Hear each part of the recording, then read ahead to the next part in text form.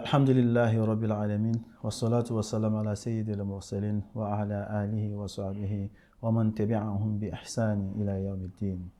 Assalamu alaikum wa rahmatullahi wa barakatuh.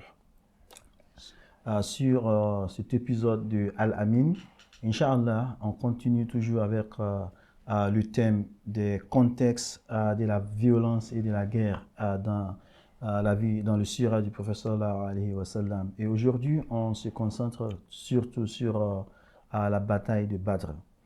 Et moi, je m'appelle Teslim Adeyema, et présent avec moi dans le studio aujourd'hui, Oustaz Murtala Saadou. Assalamu alaikum. Alaikum salam. Et aussi l'Oustaz Mohsin Hamza. Assalamu alaikum wa rahmatullah. Wa alaikum salam wa rahmatullah wa barakatuh. Inch'Allah, dans l'épisode dernier, on a parlé des batailles, des gazouats, des raids, des expéditions du prophète sallallahu alayhi wa sallam. Et on veut toujours mettre la lumière sur ces batailles. Et aujourd'hui, première question va à l'Oustaz Mohsin. Certains soutiennent que les musulmans ont provoqué les Mécois non hostiles en attaquant une caravane mécoise, ce qui a déclenché la bataille de Badr. Est-ce ceci est vrai? Quel était le contexte des relations entre les musulmans et les Quraysh de la Mecque avant la bataille de Badr? Alhamdulillahi Rabbil Alamin wa salatu wa salam ala Rasulillah amma ba'd. Toujours dans le contexte de la violence et de la guerre dans la biographie du prophète Mohammed sallallahu alayhi wa sallam, cette fois-ci avec la bataille de Badr. Souvent, les gens ont compris que c'est le prophète Mohammed sallallahu alayhi wa sallam qui s'est attaqué à la caravane des Qurayshites.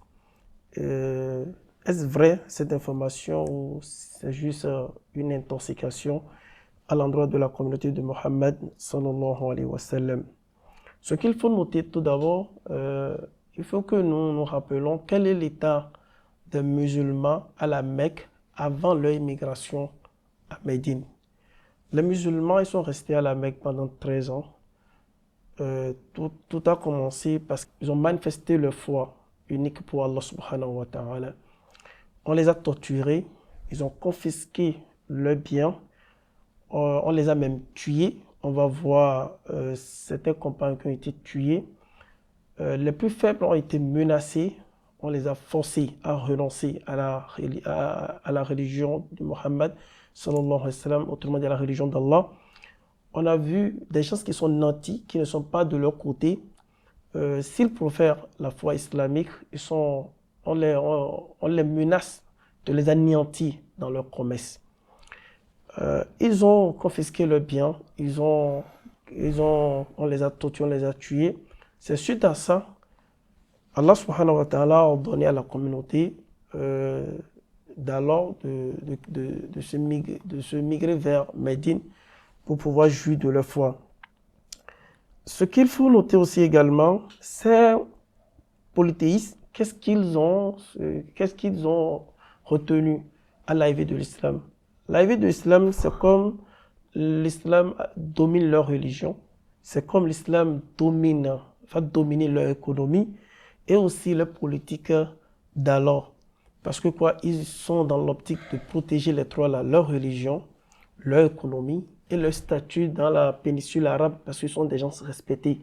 Dans l'arrivée de l'islam, vous avez beaucoup de fétiches sur une seule divinité et tout le monde est au même plan. L'islam a mis tout le monde égal. Selon eux, non. On a des notables, on a ça. Oui, l'islam respecte les notables, mais nous sommes au même plan auprès d'Allah subhanahu wa ta'ala.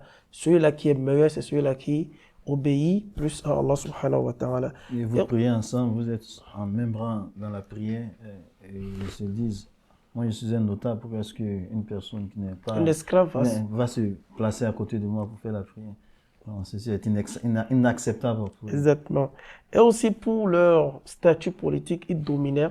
Donc, tout ça là, ça les gênait et ils sont obligés de torturer, de confisquer le bien. C'est ça même l'état, on veut dire le statut qui était entre les musulmans d'alors et les Qurayshites. Nous allons citer quelques preuves de ces de ces actes barbariques qu'ils ont commis, nous avons par exemple Bilal, radiyallahu anhu, il a un esclave, il a été torturé dans le désert, dans le sable chaud. Ils ont mis des briques sur lui. On lui dit de renoncer à la religion de Mohammed sallallahu alayhi wa sallam, et il continuait de dire Ahad, Ahad, pour montrer que Allah, il est unique. Si nous prenons le cas de, comment dit-on, de ces compagnons-là, il avait un nombre de 80 et quelques, et ils ont reçu beaucoup de persécutions. Le prophète sallallahu alayhi wa sallam les a ordonnés d'aller en Abyssinie, qu'il a un roi là-bas, un roi noir, et qui aime la justice. Ils sont partis là-bas pour manifester leur foi, pour rester là-bas, pour jouir de leur foi. Avec tout ça, ils sont partis encore là-bas, et ils ont manigancé, mais ça n'a pas marché. Finalement, ils ont aussi mené des rumeurs. Ils sont revenus. Ça fait partie aussi de ce qu'ils ont fait. Ils ont même tué la famille de Ammar, la famille de Yassir. Ils ont tué la maman, ils ont tué le papa aussi également. Dans tout ça, juste parce qu'ils ont dit que nous avons la religion, voici notre religion désormais, nous n'adorons plus les fétiches. Tout ceci, c'est pour montrer les actes barbariques qu'ils ont commis à l'endroit des musulmans. Et tout le temps que les musulmans sont restés à la Mecque, ils n'ont pas reçu l'ordre de la part d'Allah de se défendre. L'islam, c'est une religion où tout doit venir du Coran, de la parole d'Allah. Vous voyez? Donc, en ce moment, la bataille, le fait de se défendre n'est pas encore légiféré. Il y a même des compagnons qui réclamaient, mais permettez-nous de lutter. Parce qu'à un moment donné, on les a même mis dans l'embargo. Pas de vente, pas de mariage, pas de négoce, ni de rien. Et ils ont même ils ont écrit qu'on appelle les arrêtés, ils ont accroché ça à la Kaaba. Tout le monde voyait ça. Jusqu'au point où Hamza, il a enlevé ceci. Et ça s'amplifiait. Même Anani dit de l'Égypte, le prophète Mohammed sallallahu alayhi wa sallam, il a perdu son oncle et sa femme. Son oncle Hamza qui était un bouclier, sa femme aussi qui était bon sur le plan financier pour les aider, et ils sont morts. Le prophète Mohammed sallallahu alayhi wa sallam, c'était encore plus grave. Ils ont encore amplifié comment dit-on, et ces actes barbaries-là. Et tous ces actes-là justifient que les musulmans n'ont pas attaqué, comment dit-on, les polythéistes, leur caravane, si ce n'est pas une raison qui soutient cela.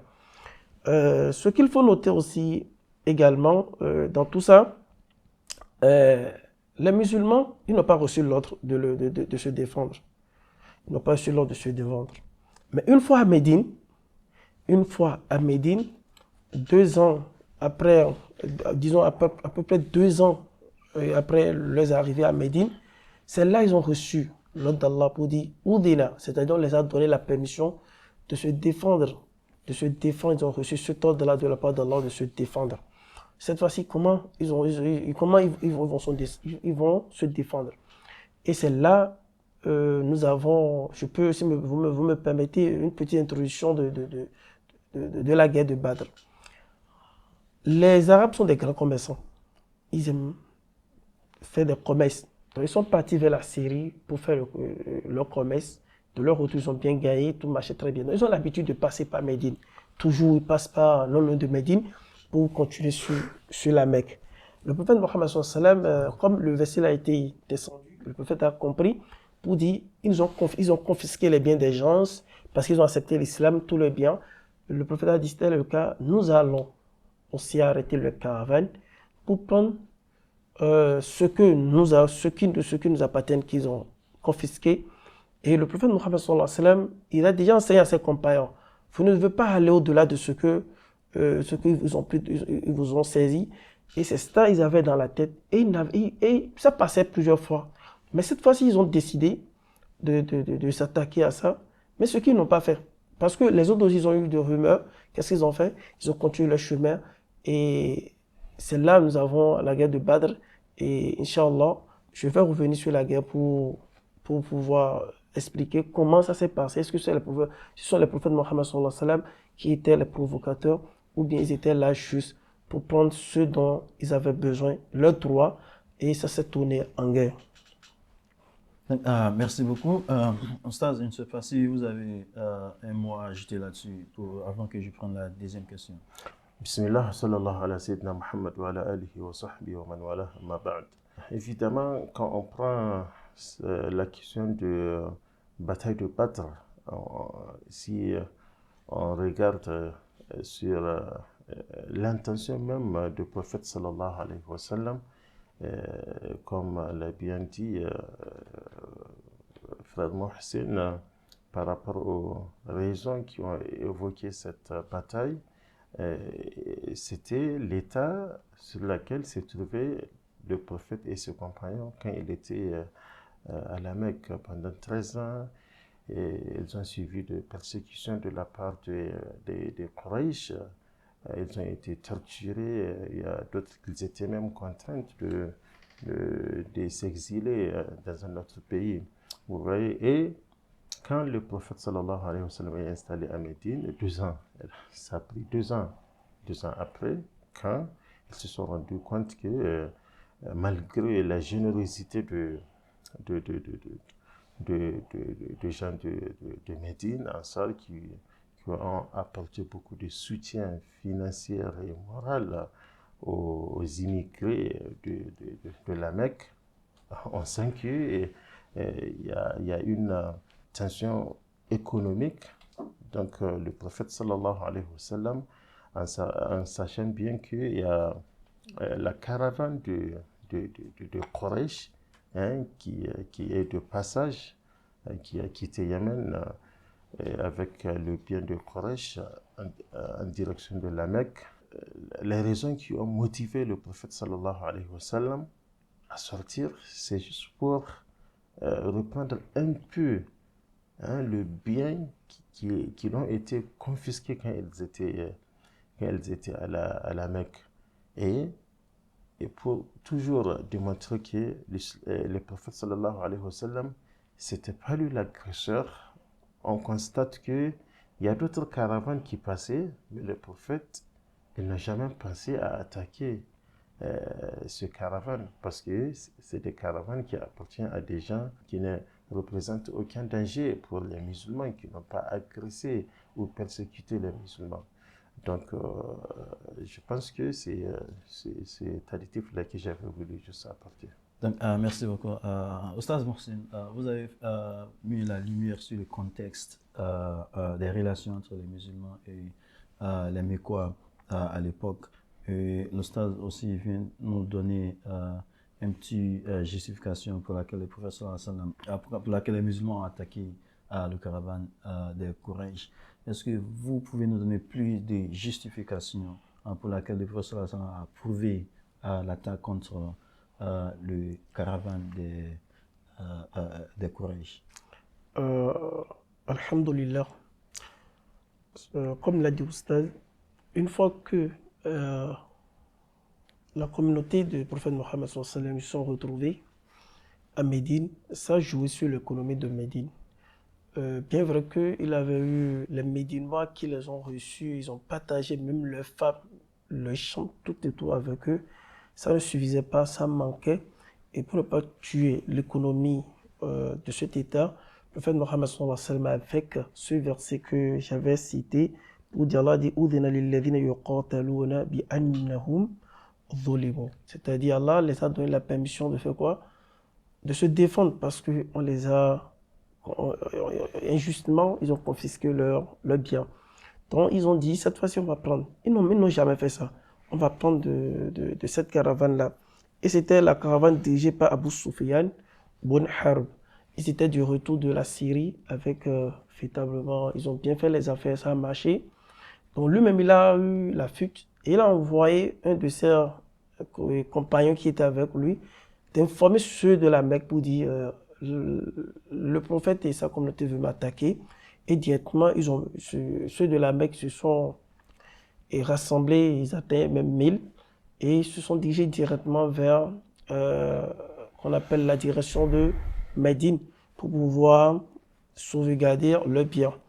Et l'autre, là, qui est Soufiane, comme il a su déjà, il a joué sur les voies et il s'est vite retrouvé à la Mecque. Donc, il s'est retrouvé à la Mecque, les autres sont de l'autre. Il a changé de voie.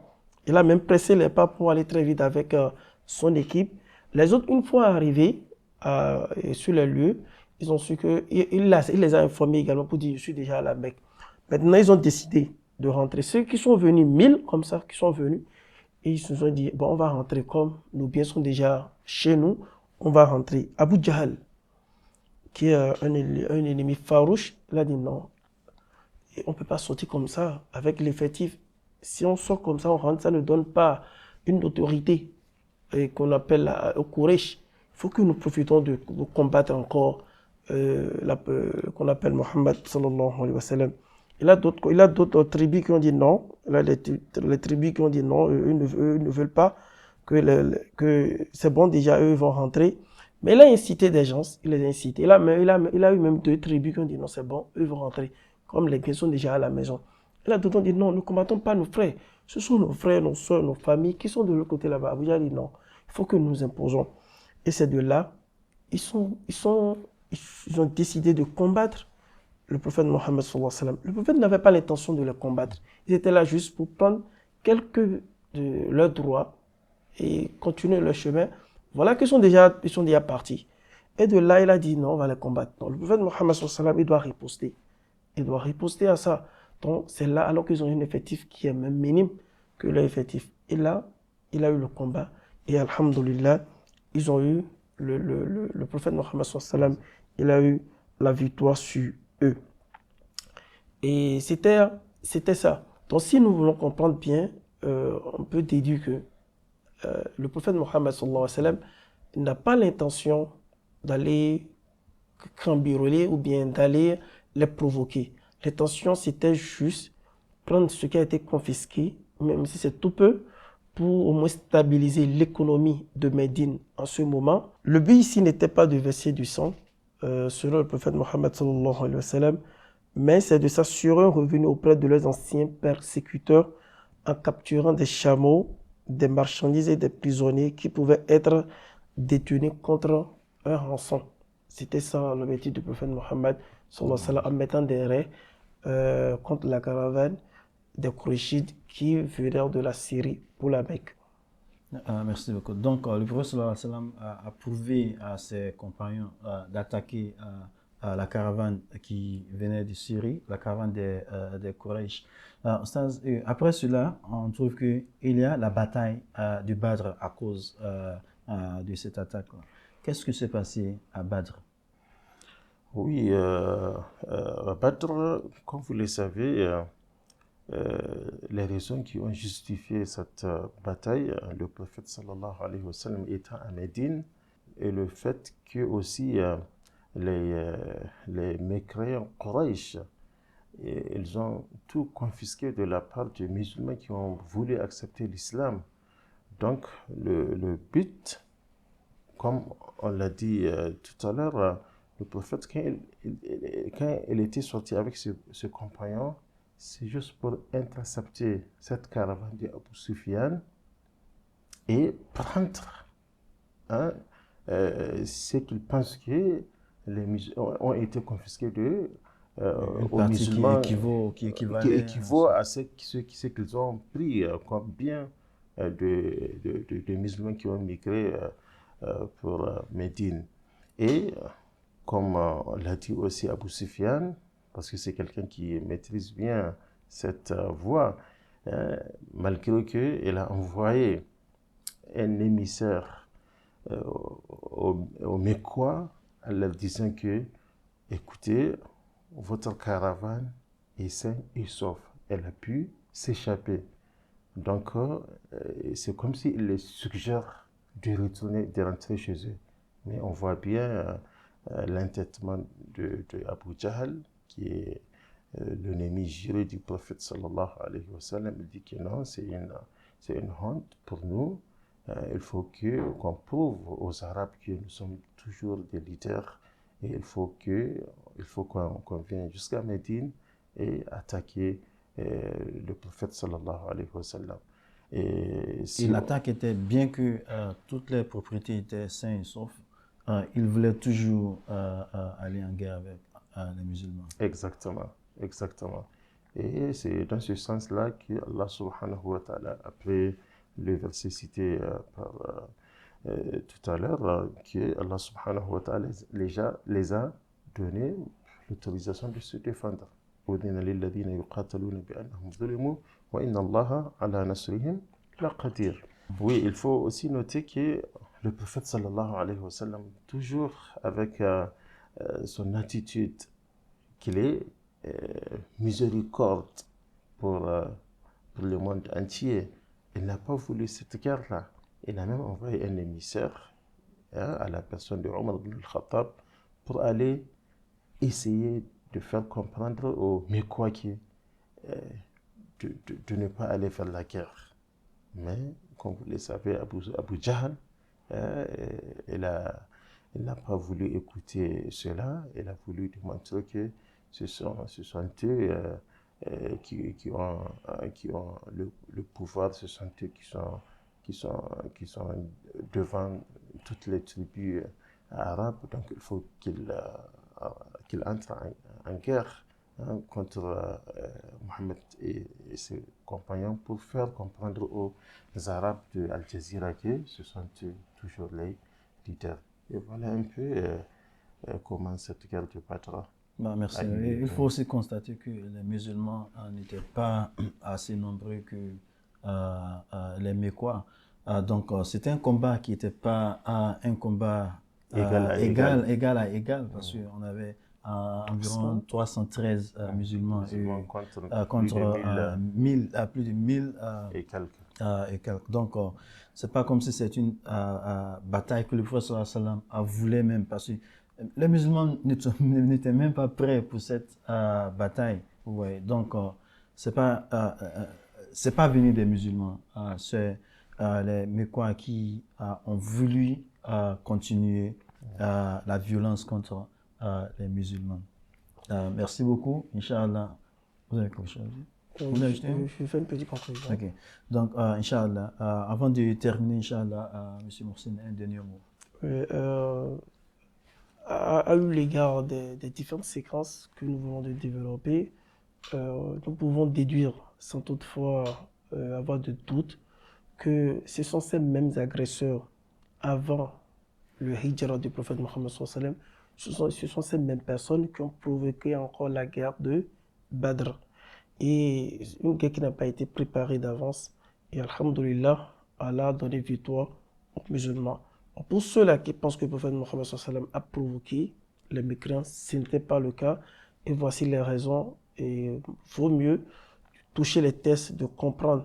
Le prophète Mohammed sallallahu alayhi wa sallam n'est pas venu pour verser le sang. Il est là pour la miséricorde. Il constitue une miséricorde pour toute l'humanité. Merci beaucoup. Et vraiment, il constitue une miséricorde pour toute l'humanité. Il a démontré ça dans tous les langues de sa vie. Et ce sont des choses que les gens doivent comprendre. Parce que écoutez ce que les médias disent selon le prophète sallallahu alayhi wa sallam. C'est pas là qu'on apprend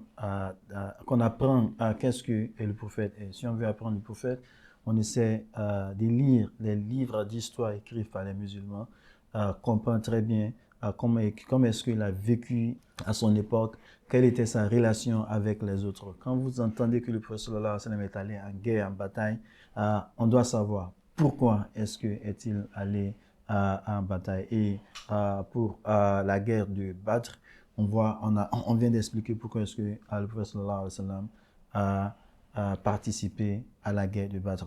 On va s'arrêter ici, Inch'Allah. On continue toujours sur d'autres batailles dans la vie du prophète sallallahu alayhi wa sallam dans les épisodes prochains. Merci beaucoup, Oustaz, pour votre présence aujourd'hui. Merci aussi à nos téléspectateurs. Inch'Allah, on continue dans l'épisode prochain. Assalamu alaikum wa rahmatullahi wa barakatuh.